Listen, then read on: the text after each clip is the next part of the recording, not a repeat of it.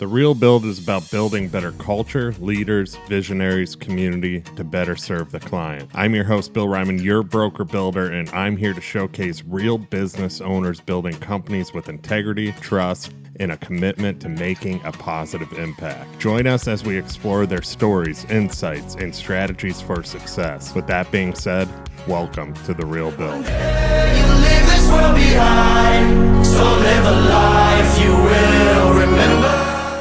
Welcome to The Real Build. I'm your host, Bill Reiman, your broker builder. And today, once again, I have a very special guest on the show today. One of my great friends, best friends. Him and I have gotten pretty close over the last couple of years. And I'm excited to have this guy on because he brings a ton of value each and every show and always has an interesting perspective on a lot of different things as far as business, too. Very brilliant mind. He's a good friend, like I said, a husband. He's a culture expert. He's an author, a leader, a speaker, CEO of the Culture Matters LLC. You guys know who he is. It's Jay Doran. Welcome back to The Real Build. How you doing today, man? I'm excited to be here. This is always a lot of fun. Yeah, man. Yeah, I'm excited I too. love the clips. Yeah, I'm excited to have you on again too. We're gonna dive into some few topics we were talking about on the last show. You're gonna be a returning guest. We all know that. We've talked about that too, so I'm excited. And it's been, I think, a few months since the last episode. So excited to dive into a few other things with you. Just a brief intro of who Jay Doran is. If anybody didn't catch the last episode, you guys can go listen to that. Jay gets deeper into that discussion. But Jay, who is Jay Doran real quick? A student, pursuer of truth, an advisor. We have a consulting firm. We work with businesses in a handful of industries, and we focus on the outcomes. What are the results? Culture matters. We're an advisory firm. I about 10 years ago, it hit me that culture was important, and the curiosity sparked, what is culture? Why is it important? Where, if at all, is it not? How can it be implemented in a company? What relationship does it have with leadership? What is leadership? And so these questions drove me to want to answer them and figure out, as opposed to just working in a classroom, working inside of businesses, learning and growing as we've grown with those that we've served. And I'm a student. I consider myself a student and not just a teacher, and a extra pair of eyes and ears and brain and conscience for those in positions of leadership, founders and CEOs, those at the helm of organizations and their people. Where do you think that curiosity came from for you getting so curious about culture and backgrounds in business? And I know your background and everything, but where do you think it truly came from, this curiosity to, read and learn and do the things that you do? Well, I've thought about this quite a bit. I don't know if these are the right answers, but these are some conclusions I've come to. I think some of it is inborn. Just, it's not like I stopped thinking, or I am able to turn that off, innately. Additionally, culture, I think, was an important topic, being young and having been saved, taken in by a loving family as a baby, and as a small child, being aware that I was loved and accepted, but at the same time, different. For those that don't know, I was, as a baby, in foster care, and I had two moms in the very beginning. My biological mother, Linda, who's amazing, and just, there's a deep connection always, and my unbelievable foster, and then, of course, adoptive mother, Barbara, who taught me so much about hard work and pride and life and love. Having those two great examples. If anyone's interested, they can listen to Barbara's on the show, episode 242 of the Culture Matters podcast. She's just turned 85. She's going to be 86 soon. So definitely my upbringing, having so many amazing mentors, raised by a family of teachers, a village in a sense. Having been in the early years the only child in my family, I just got all the best, all the tons of love. At the same time, there's those, everyone struggles at some level, whether they realize it or not, with the existential questions like what happens when we die and so on. I was asking those questions at 4 or 5, as also not believing that Santa Claus existed, and uh, curious to where I came from. So, you couple that with I wanted to be an entrepreneur very young, meaning I wanted to be successful, rich, wealthy, not suffer from lack, having seen and experienced that young. And here you end up having teaching business. I just had an interesting coffee conversation with a great guest of the Culture Matters podcast yesterday about this exact topic. Actually, shout out to Morgan Denicola that's been on the show. I think episode 339 or something. But it was on this exact topic. It's like where did you get into your niche, right? Business, consulting, advisory. Well, I'm raised by teachers. I wanted to be an entrepreneur, strong role models, young with entrepreneurs in the family.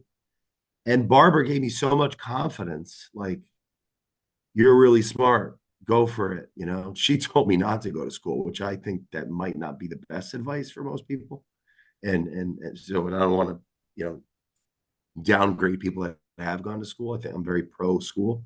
But yeah, just it's a combination. I believe in nature and nurture. They have a relationship with one another. And I've been blessed in many ways. And pain and I mean, shoot, I should probably add like all the pain and suffering when you want to start something and it's a vision and you lack credibility, the cliches, whether that be a doctorate in something or whether that be some massive business exit. I just have not quit wanting to teach the topic, right? Culture and business. Talk, go into, I want to ask you, did being adopted make you grow up faster? I mean, not believing in Santa Claus at 4 and 5 years, 4 years old, I see faster growth. I mean, did you have to fend for yourself a little bit? Is that where that growth came from? Is that, where, you said, uh, asking where you go when you die at 4 years old. I mean, that's a deep, deep question for a 4 year old to ask, too. Um, do you think that kind of catapulted you to, you're young now and you're doing what you're doing, you're Yeah. successful, you're just getting started too. Do you think these things kind of pushed you to where you are? Yeah, and I don't think I'm alone. I think that one that found something, like we're accountable to lack of resources, lack of social clout.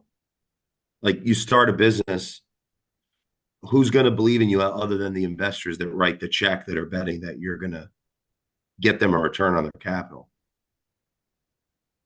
So having a accountability comes from things outside of us. So in my case, the lack of having clarity around where I came from, I think, created drive. And potentially, from a psychological perspective, a drive, a determination, a desire, a curiosity. you know, so that could be a big part of it. We all, I also was in this very, like I said, blessed scenario where for the first, I think like 10, 11 years, we were essentially, I was raised by my mother and her sister and brother-in-law, like because we were in their home, like in the either in the basement or on the second floor, and being close to such a strong family dynamic and having great example. When you talk about responsibility, values, I believe, are modeled. So having strong role models that were business owners that worked together, that had visions, and I watched those visions manifest and the sacrifices and the actions. As a child, I don't think if anyone's listening that has young children, don't underestimate how much they are learning observing you, observing your example. I had a lot of great examples, even where some of my family members were may have lacked, that I could easily like focus on that. I think that would be disrespectful. Their strengths were things I learned from. Even where there's lack, there's strength. And you pick up the good and the bad as a child, like all of us, as we're modeling those around us. So I had a lot of, I guess to answer your question more directly, I was blessed with having older people give me their values. Think about it. Somebody that's much older, that's either raising a child or spending time with a child, they're in a different season of their life. The things they choose not to do, the things they choose to. Generally, maturity and age correlate. They're not necessarily tied 100% together. But that's where, like, for example, in the family dynamics, the values that the children get come from the grandparents, and the resentment comes from the parents. It's like you need a little chip on your shoulder to be something in life. Mm. Grandparents give you the values that you it skips. It's like you listen to the one above and you kind of fight with the one right above, the one above you who's above you. You have the grandparents, the parents, and then the child's having conflict with the parents, the grandparents, and the child. They get all the best. You ever, like, grandparents get the best of the children? Well, the children get the best of the grandparents. They get the values. Anyway, so all of that, I think, not just for me, but for people in general, knowing what Kierkegaard said, life can only be understood backwards, but must be lived forwards. So it's like, okay, where do I go from here? Well, I have a drive. I have interests. And of service. I enjoy helping people, serving people. So how can I tap into that and build a business or be the best employee for a company or be the best executive? These are the questions that I would urge the audience to ask themselves, because I'm just an example, an example for anyone listening to this to ask themselves, their own questions. Where does my drive come from, or what?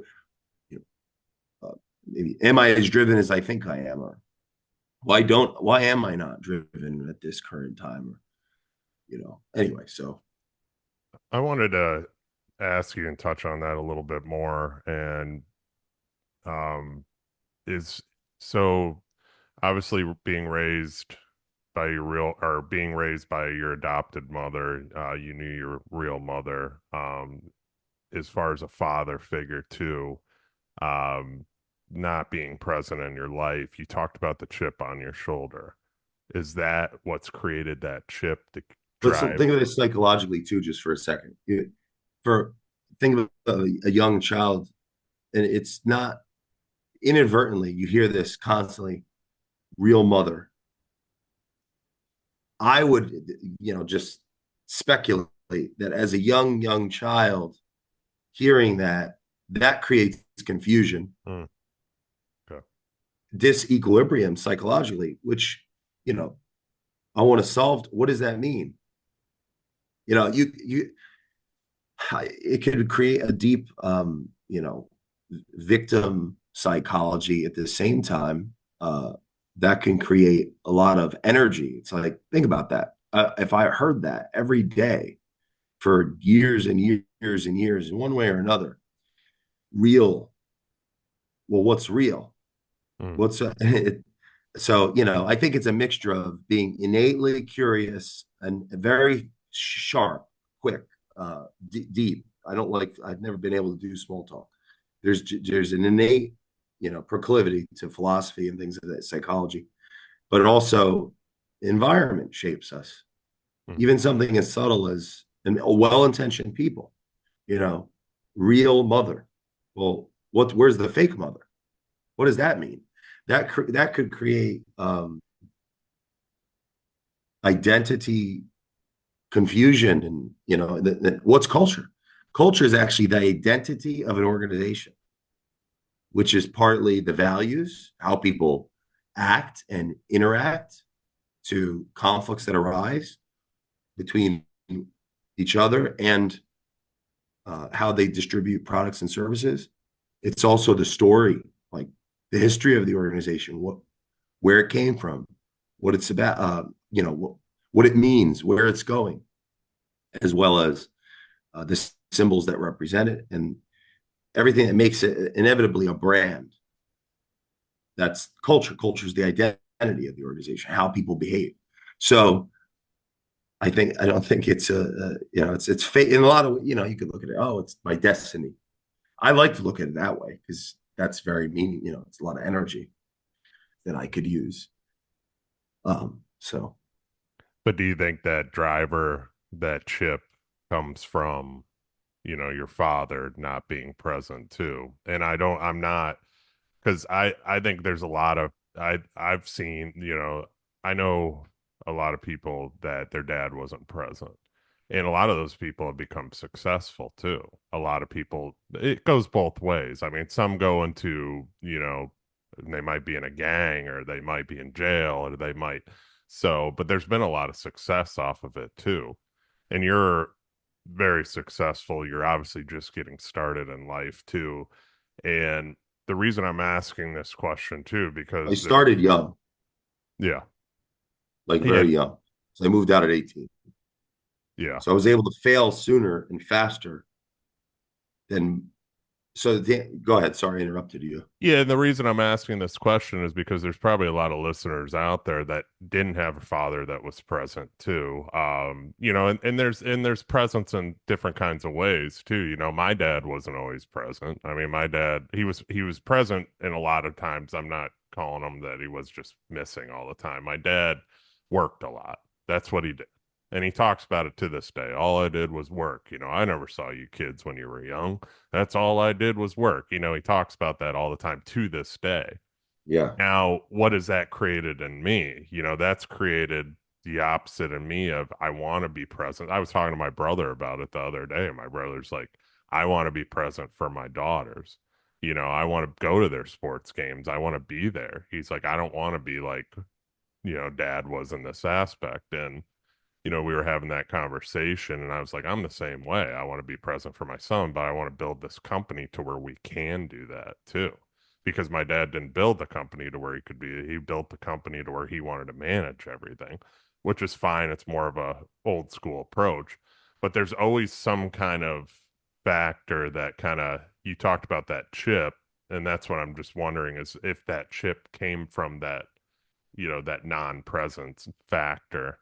And you don't have to get into it if you don't want to. I'm just wondering, because I see you in a different light than you may see yourself. And because you go, I mean, man, you're like, let's go. Like, you would have been doing this podcast at 4 a.m. if I allowed it. Well, the That's accountability helps me get my ass out of Yeah. bed. I'd rather Yeah, but sleep. I'm complete complimenting you too, because All right. your drive is, your drive, your go, go, go, your just how you get things But it's a done. lot of factors. I also married well. Yeah. Yeah. I married up. Yeah. So I can't live below my standard because I married up. That's another factor. Hmm. It's like, who are you surrounding yourself by to bring out your potential? Shout out to Jenna out there if she's I, listening. I should answer you, though, more directly. Nietzsche said, he who has not had a father must create one. And, I think there's something to that. In our home is surrounded by great figures, their portraits, everyone from Harriet Tubman, Joan of Arc, Feynman, Bobby Axelrod, Peaky Blinders, Thomas Jefferson, Einstein, Buffett. John Locke. Yeah, Buffett's in there. Yeah, thank you for that painting. Or Munger, Garland. John.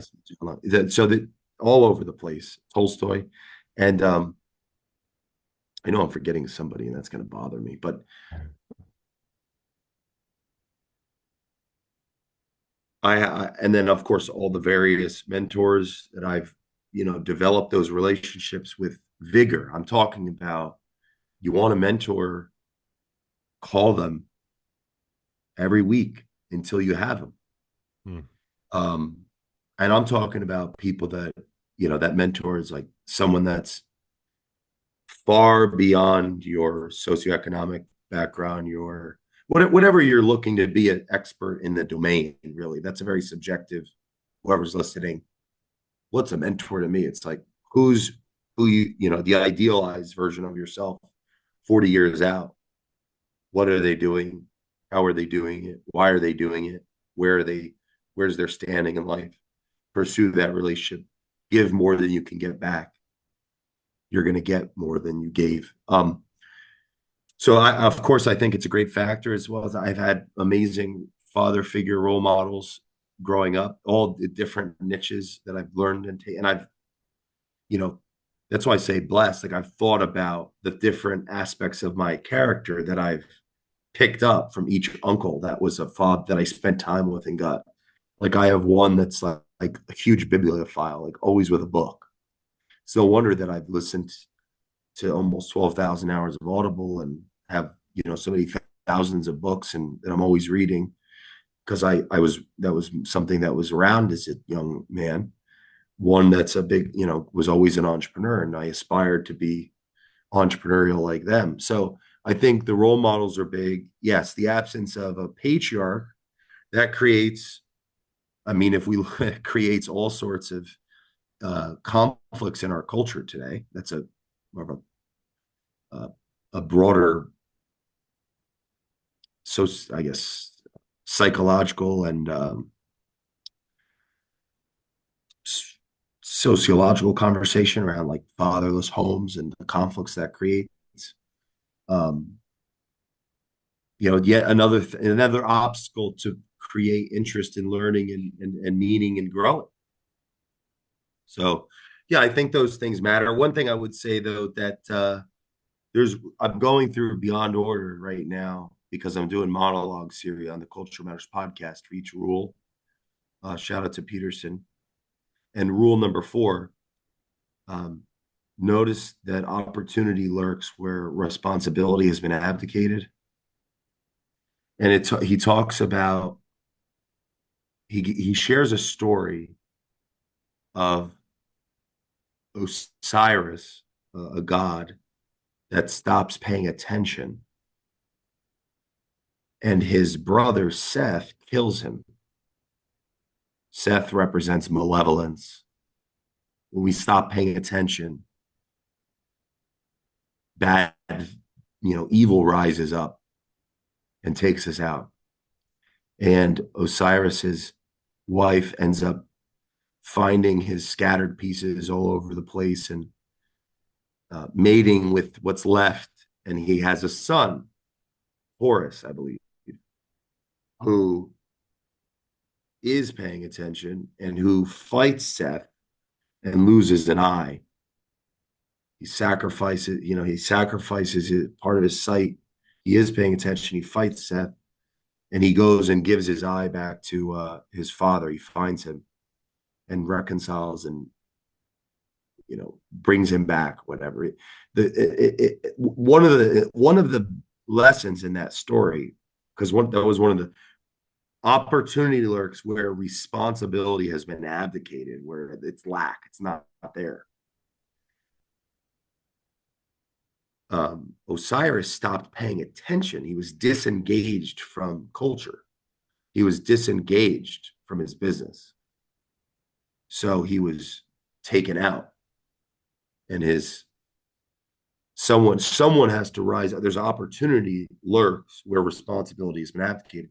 In that case, it was his son. But in some case, in a culture, it'll be some mentee. Someone will rise up and take control. There's opportunity there. Lessons in the chapters, like if you work for, with a company, feel like you have no say or upward mobility, the best thing you could do is just show up and do the best possible job and take on more things and make things happen. Opportunity will kind of part the seas for you. I bring that up because it's like, I think one of the things that attributes to shirt sleeves in 3 generations is, okay, so the patriarch wasn't around, but they had to pay attention. Now, we don't want to throw the baby out with the bathwater. There are some things that can be learned as far as delegation, the maturation of vision and that next level of business, developing enough trust and emotional wherewithal to like attract a better bench of talented people so that they're still paying attention and working. They have an obfuscated responsibility. Oftentimes, yeah, like the second be like, I want balance. Well, then go be an employee. Go work for somebody. Because somebody has to pay the price in the business. And if it's not the ownership, it's the people. That is like gravity.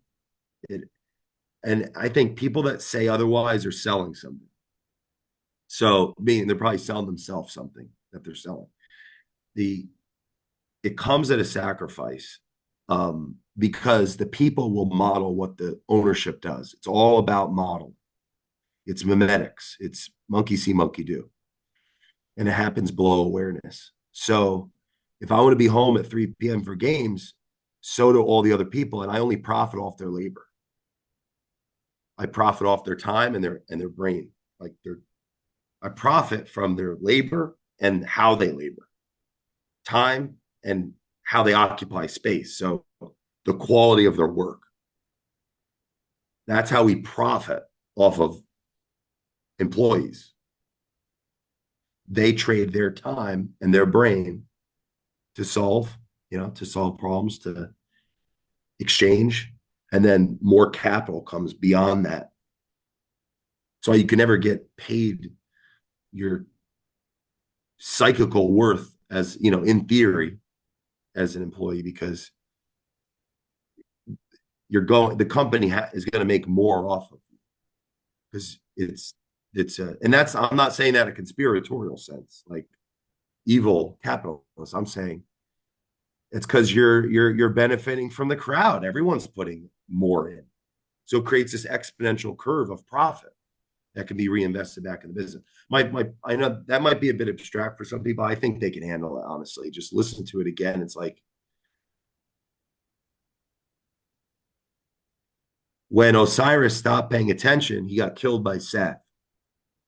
His son had to go kill Seth, sacrifice his eye, give it back, and get it all back together, because, and that's the anyway, there's a lot more we can go into that rule. Check out the monologue on the Culture Matters podcast. Rule number 4, right? No, I made that point for the business owners to like really. I do believe there's a line in the sand. It's a lot of work. The conflicts that naturally arise with a lot of work, they need to be talked out and worked out. But it's a sacrifice, just like doing this show, right? I can't do it something else. yeah. I'm all here for you. So I'm sacrificing you could be with your son right now. You're here with me. Yeah. You're Give you serving, you're 100%. doing it. Yeah. So anyway, I want to go. Let's rewind back a little bit too. It's just I do believe with mentorship, because you spoke on mentorship too.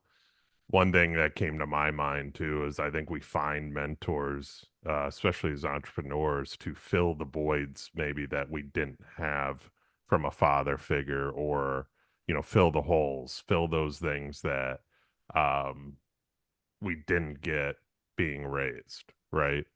Um, so that's what I came top of mind to me. Like, if we didn't get taught leadership, let's say we didn't get taught leadership or empathy or any things like that, like these defining things in life, that we struggle with, we seek out mentorship for to fill those holes that we're missing from maybe something our dad didn't teach us. Like my dad taught me how to be tough. My dad taught me you got to work. My dad taught me, it's hard work is what's gonna get you farther in life. He always taught me that, but now looking into later on in life, having other mentors in my life filling those, I didn't know leadership, or I didn't know empathy towards people, or how to deal with certain other things too. That's where the mentorship fills in. And that's kind of what I got out of what you said too earlier. But I wanted to talk to you too about your core values. What are Jay Duran's core values? I'm curious. I have them in 30 Days of Thought, and they've changed. In some ways, they've changed, and in other ways, I just have the book here, and it's so collaboration, give first, intend to help, and get started today. That's yeah, that's always been who I think I am. The thing with core values is when we write them down, something that should be, I think, very helpful to people is they're a projection of our idealized self. So when I like to work with groups, I like to figure out what our anti-values are. Often, the best way to understand the core values of the organization is actually to observe the organization, Hmm. because you see how people actually act.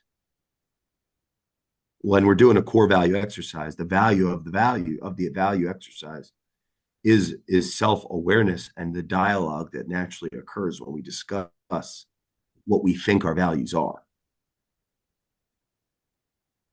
Because when I wrote these values, for example, a handful of years ago, most of it is what I am, even below awareness,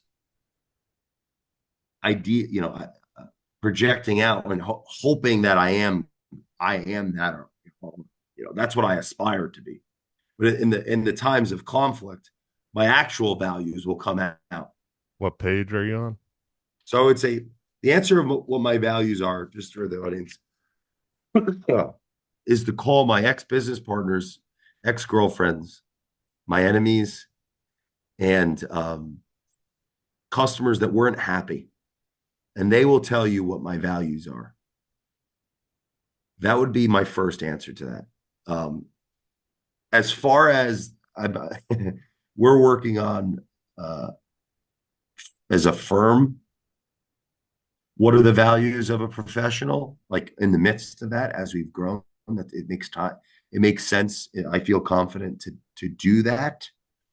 When an organization's small, values are modeled in behavior, because values are always modeled in behavior, and it's less important, or less, let's say, less necessary would be better. The less human beings are working together, because the engaged leadership is engaged and everybody knows it and they can see it and they can feel it and they can touch it. As there becomes more and more and more people, having clarity around values helps, for various reasons. It also can be an absolute waste of time because of how it's not, because of how it's facilitated and done. So a lot to talk about there. These values in 30 Days of Thought in the back at the time was just Jay on an island pursuing truth, pursuing an understanding of myself as a leader, as a person. And had we built a different type of firm, they would be values that every customer would be adhering to because I'd be saying them every day, on a sound system. And you'd hear all our various customers waving placards saying they built their company with these values. As opposed to doing that, I as that would be a different business model, more of a cult. Uh, I've been more of a conduit to help other companies become more clear on what they stand for, which is a very personal process that takes time observing them, spending time in the field, asking the questions no one else either can or would or be capable of. And not everyone that we've ever served has even gone through that process. There's a lot of easy ways out when coming up with values, like literally just getting a bunch of people together and saying, what do we stand for? Or like, what's the ideal employee? It's like almost the most unbelievable waste of time when coming up with values is to do that type of exercise.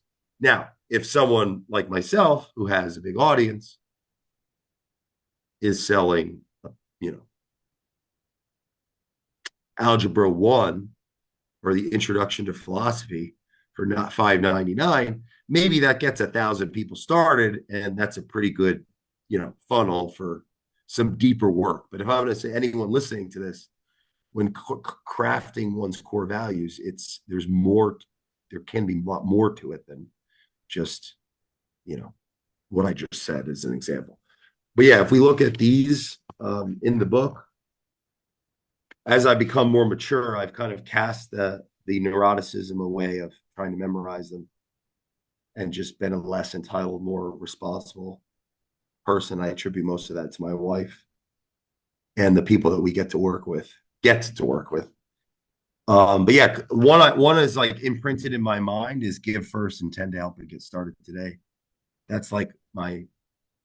But everyone say when they say my, it's like that's my values. That's not necessarily the group's values. Unless I just want a bunch of people following me with no ability to think for themselves. That creates a paradox as it relates to values.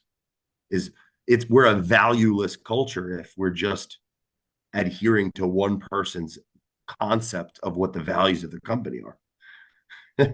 Because the value of values are acting them out. And values are acted out in times of conflict and crisis.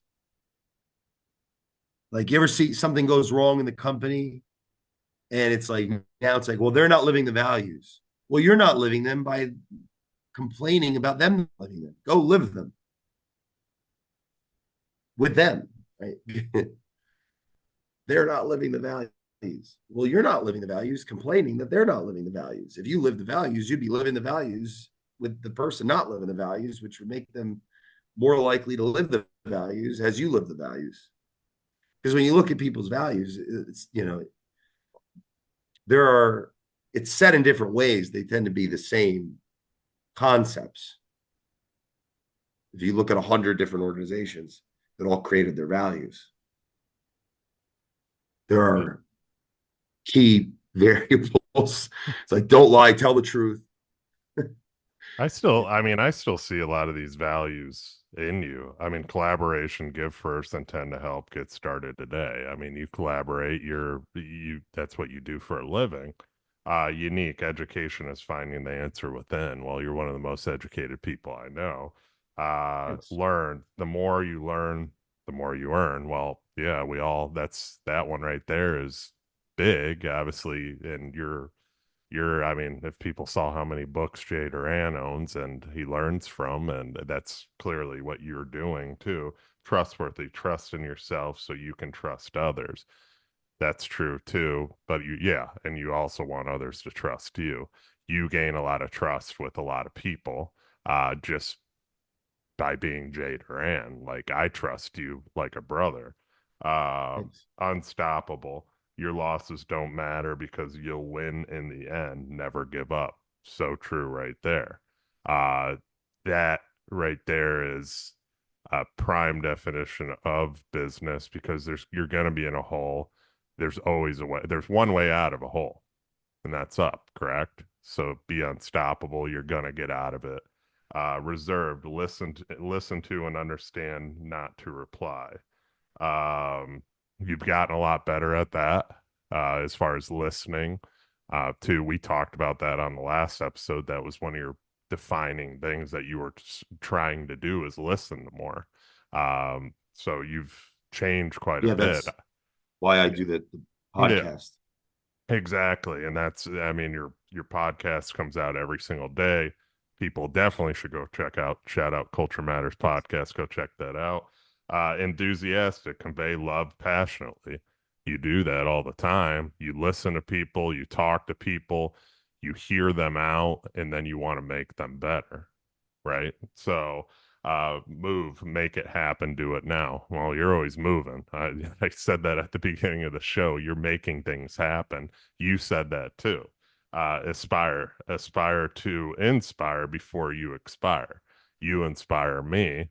You inspire a lot of other people. Pretty much everybody you've had on your show, you inspire them too. That's why they're coming on your show.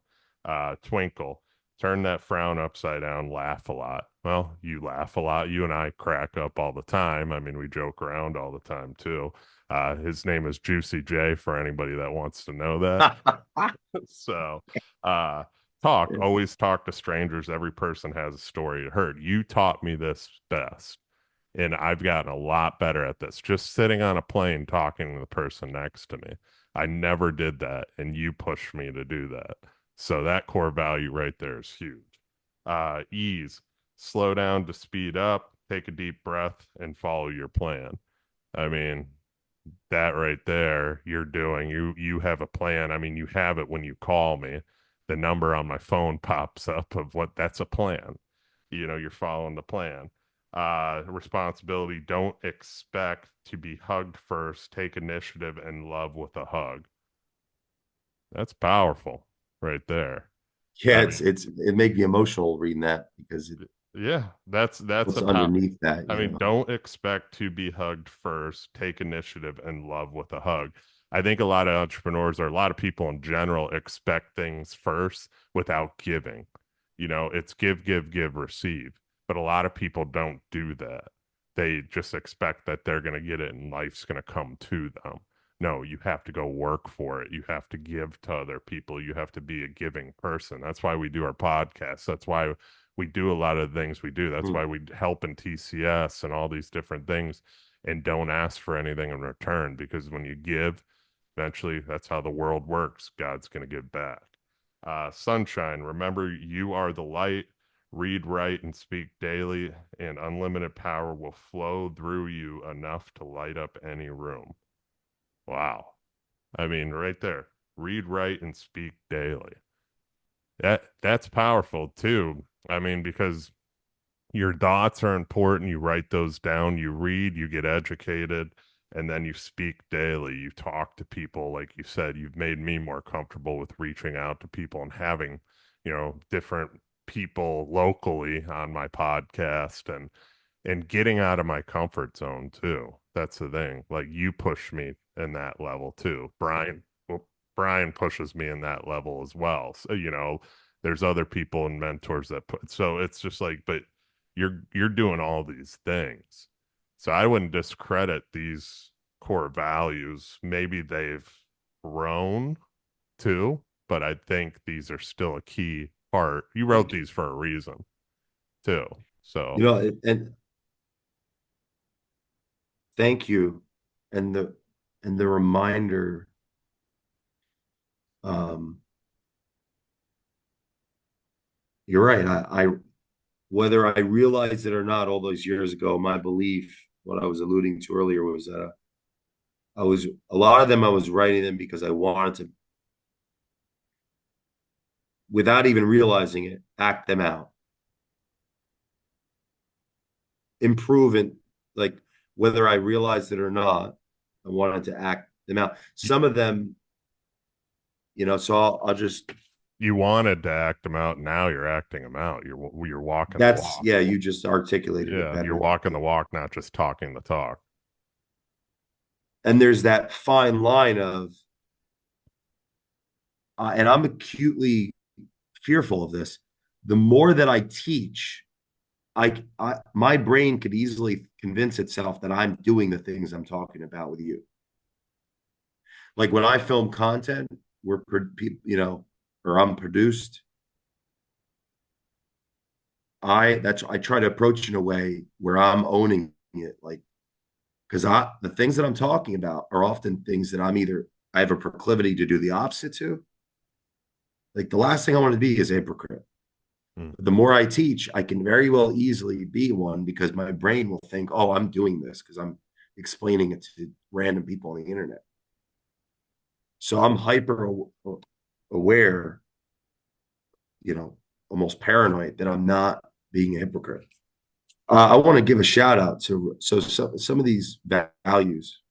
There's a story behind them, like reserved, listen, understand, not to apply. 10 years ago, when I was a majority of a startup brand, having helped its inception, raise the capital, get it off the ground, all the bootstrap stuff, like in the trenches, sleeping in the business. My mentor at the time, partners, like, you're the one that should run the team meetings. That was really where I discovered and became awakened to my calling of culture matters and the gift that I have of oratory and teaching and getting a team to be on the same page where otherwise no one's on the same page. Facilitation. One of our managers that like flew out across the country to work with our brand, his name was Matt Holmes. And in the beginning of the company, he was really sharp and tempered and just a solid operator. And he said to me, listen to understand, not to reply. He like took me aside one day and was like, you need to work on this. He was not the owner. He had pride of ownership. He believed in the vision. He came out. He had the sense of ownership. He felt confident to give me feedback, even though he could have easily not said anything to me. It was like a real big blind spot of mine. And it's a great weakness, interrupting people, not listening. You know, I think through speech, so I can talk to myself. I can, talk even if I'm talking to someone else. And very, really not a great habit for building a relationship with someone. So yeah, he was like, took me aside. It's like, listen, understand, not to reply. And just how the attention he took and how he approached me, and it was a realization that that's something that I need to work on. That was 10 years ago. So that at some point, maybe about 5 years after that, 4 or 5, no, maybe, yeah, 3 or 4 years after that, I wrote down this value, like reserved. That was an aspirational. It would be years later through the Culture Matters podcast. And I would say one of the biggest lessons I've learned from my wife is how to listen, ask questions, and slow down. Because if you notice in 30 Days of Thought, it's read, write, speak. It's not read to think, write to develop, listen to hear what is unsaid, speak to let go. From practicing that meditation of the podcast, I've become a better interviewer and a better listener. Like, and they kind of flow back into each other. Like you're a very competent interviewer. It the ability to listen is a key component to the ability to lead people, like great people. Because so I desire to be a better leader, right? So I had to work on that, better person. Anyway, so that value, there's a story behind it. There's a story behind. It's funny. I just realized this now that the unstoppable, and obviously culture matters. All these values are based on their words based on each letter in culture matters, right? But unstoppable, your losses don't matter because you'll win in the end. Never give up. It's funny because the rhino in Brad's office it's in the unstoppable, and so we've I just didn't really realize that till right now. Like unstoppable, unstoppable. It's such an important word to both of us. The trusting yourself so you can trust in others. That we could spend an hour, I think, on psychologically. The same thing with responsibility. Don't expect to be hugged first. Take initiative and love with a hug. Yeah, when people leave your life out of your control, you have two options, and one of them being follow them into the darkness. The other being wait for them to come back. I've chosen to follow, and I've like some, it's not an easy business to be in when you're giving advice to people in power. Sometimes it has to be, oftentimes it'll be, I have to pick up the phone and call the person. Like I'm the one engaging. Let's say that it could be a potential customer, and it leads to crazy conflict. There's no sale being made. Well, because the sale's on the other side of a relationship.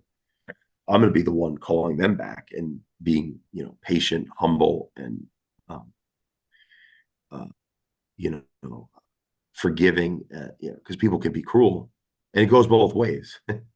But, or if I make a mistake, right, I've got to apologize and own it first, not wait for the other person to, aspire, move, make it happen, do it now, and aspire to inspire before you expire. I was on a plane coming back from an event. I think it was 10x2, where I decided I got to get out of here. I have to get out of the audience. I'm ready to be on the stage. Like I'm not. I left day one. I was done. I'm done. I'm not coming back. I don't need any more of this. I disagree with mostly everything all the speakers are saying as it relates to culture and leadership. I never forget there was a speaker on culture who I believe that he would not be employed by his organization. It was so clear to me that he was missing a couple key elements to culture, and he was not going to be with his organization anymore. He had a huge position, this multiple nine-figure company. It turned out I was right, that he ended up, all that happened about a year later. But that day, I remember this guy was sitting to my right, lady to my left. I was in the back of the room, like the back, the cheap seats. It was like a $3,000 ticket. For me, that was a lot at the time, but like a lot. And I remember the guy kind of like rolling his eyes to me because I was like, I was twinkling, turned that frown upside down, laugh a lot, enthusiastic, conveying love passionately. I was a handful of these values. And I was like, okay, this guy's not feeling what I'm about. And this lady to my left was like, you should be on the stage. You should be up there. So I was like the angel and the devil, like the self-doubt and the conviction. So anyway, I left day one, and all these amazing things happened right after that for another show. But on the plane ride back home from Florida, one of the speakers, Bobby Castro, said, move, make it happen, do it now. Move, make it happen, do it now. He had such enigmatic energy and this spirit that was very unique, and I was like identified with. And I thought, yeah, no, I have to get better at that. Move, make it happen, do it now. And then this woman on the plane gave me that. I was talking to a woman on the plane, a woman, and she gave me a piece of paper, and it said, aspire to inspire before you expire. So that same day, the M and the A, one was a mentor who's speaking and on this make it happen. Bobby, move, make it happen, do it now. And someone on the plane gave me this little note, and it's like aspire to inspire before you expire. It's like, yeah, I haven't looked at these values in a long time, and I appreciate it's helped me quite a bit to go through them one by one. and be reminded that, maybe I am growing into some of them, but Yeah. I don't want to just talk about them, because the value of values comes in the acting out. That's the value of values, is the exchange of energy of people, not coming up with them and, commanding that, you know, others adhere to them. It's putting them up and living them, if we're in positions of authority and influence and power, to where our people can hold us to account the way Matt held me to account. The way that you just said, Jay, what the hell are you, in a nicer way, like, you're doing them. Look, like, yeah, help me with this. Mhm. The values transcend hierarchy of competence. The perception and potential objective truth that there's a hierarchy. Like, okay, this person, if I'm the expert on culture, that doesn't mean you can't counsel me on, hey, what are you talking about? Your values, like, you're living them, or you're not here. So Yeah, I thank mean, a lot of the times we need reassurance too, and especially as entrepreneurs, I need it. I need to hear. My wife tells me, just like probably Jenna tells you, that you're doing a good job. Like you're doing what you're saying you're supposed to do. Like you need that, and I'm happy to do it because I know you. I've gotten to know you, and I see the change in you too. I mean, just from our last episode, man, just think on this episode how much you've opened up. There was things that we talked about thanks. that I was trying to, get out of you, and I knew you didn't feel comfortable doing it, but this episode you opened up more. So that shows more change and growth in you just in a short period of time, too. I mean, 2, 3 months ago we did our last episode, so that growth right there in such a short period of time, look at the difference. So I want you to realize Thanks. that too, and see that. But I know we got to wrap up too because you got another meeting. But I appreciate you, brother. Obviously, you're going to be a returning guest on this show. Made some notes too. I got some notes from the last episode too that we still got to hit on.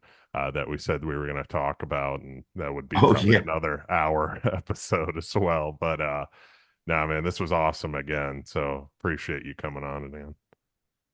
I love it, and you're welcome back on the Culture Matters podcast. I challenge everybody to listen to Bill's episodes on the show. He always kills it, and thanks. You're a great interviewer. We're gonna get so many amazing guests on your show. Just it's Yeah, nothing worse than going on a bad podcast, and you're just a great host. I've been there. And yeah, you're a great host, and I'm honored that you'd have me back and ask such thoughtful questions. And it's also a great help reminder of yeah, being on the other side of a great interview helps me. It affirms and motivates me to keep doing my interviews, because if I'm doing anything close to what you're doing, like, I'm the guest. So if I'm making the guest feel the way you're making me feel, that makes me very excited about the show. So thanks for the reminder. Yeah, no, I appreciate that too, man. I I love, yeah, I appreciate it because like this isn't easy, and we're doing a lot of these too, and yeah, man, I'm looking forward to the next one. We'll probably have you on in another couple of months and see where the growth is there, because I'm sure it's going to be even more too, and looking forward to it, man. With that being said, everybody, thank you for listening. Please share the show, like, share, comment, share with your friends and family. I should say share a lot right there, but it's important, goes a long way. 5-star reviews go a long way too. So I appreciate that. And we will see you guys on the next episode.